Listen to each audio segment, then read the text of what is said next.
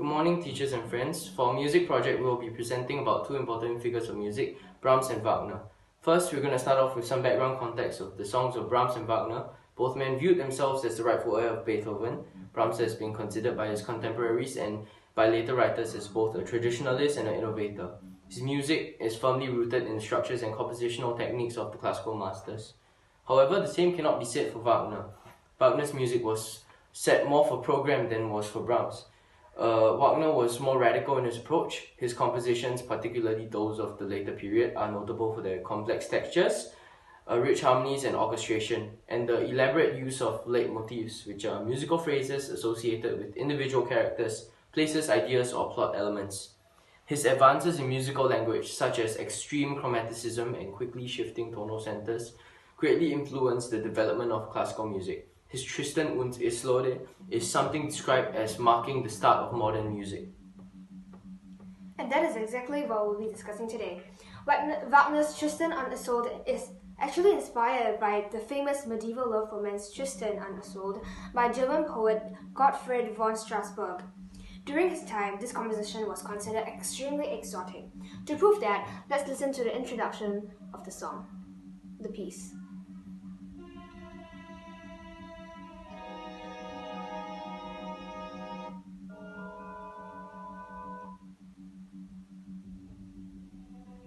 Okay.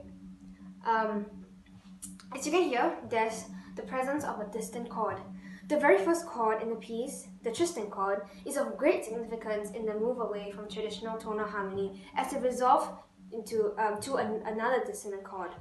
The Tristan chord made up of the notes F, B, D, and D sharp and G sharp. More generally, it can be any chord that consists of these same intervals, augmented fourth, augmented sixth, and augmented ninth above a bass note. The sound like this would definitely infuriate Brahms, as we know now that who was the one who followed the traditional way of music. The contrast, amorous and musical, with Brahms could not be greater. The wild ecstasies of the love duet by Tristan and Isolde has no parallel in Brahms. This brings us to talk about Brahms. Brahms was hugely influenced by Beethoven. Here is an example. Do you see the similarity? Although Brahms has even more notes going on in this extract, none of them are distant chords. Everything is harmonious, and that's why Wagner's Tristan und Isolde was such a cultural shock for him. And how did he try to change that? This is when we enter into the War of the Romantics. The War of the Romantics was a term used to describe the time period where musical composers were split due to Romanticism having such a big impact on music. Romantic composers were divided as some of them felt they should continue the same consistent, structured style of music and they should not let music succumb to the influences of Romanticism.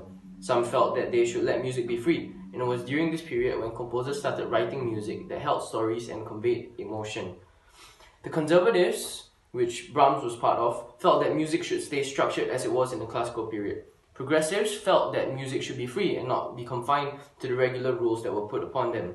The Industrial Revolution also brought about some changes, with the production of instruments being more convenient. There were more job opportunities and more people were able to take up composing as a career, and thus more people were able to join the two different sides. An example of conflict between the two groups was when Brahms wrote a manifesto, which is a public declaration of policy and aims targeted at Wagner and his followers. The manifesto was signed against the perceived bias of the Neue Zeit für Musik, a magazine regarding the ideas of the progressives. The manifesto was condemning the music of the future, and it was written to hinder the progressives as an effort to maintain the German music tradition that Beethoven had built. A part of the manifesto says that the principles stated by Brendel's journal are not recognized and that they regard the productions of the leaders and pupils of the so-called New German School, which in part simply reinforce these principles in practice and in part again enforce new and unheard of theories as contrary to the innermost spirit of music, strongly to be deplored and condemned. Although actual hostility between the two sides was to subside over the years, the war was a clear demarcation between what was seen to be classical music and modern music, categories which still persist to the present day. The dispute subsided as time passed, and Wagner has definitely made an impact on the music that was produced after his era. For example, here's a piece written by a French composer by the name of Poulenc.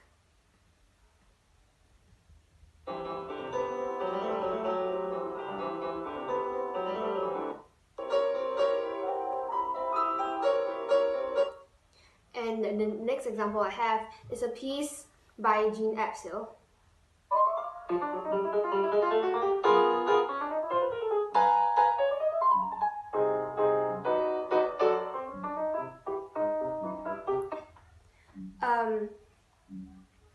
And that is the end of our presentation. Thank you. Thanks.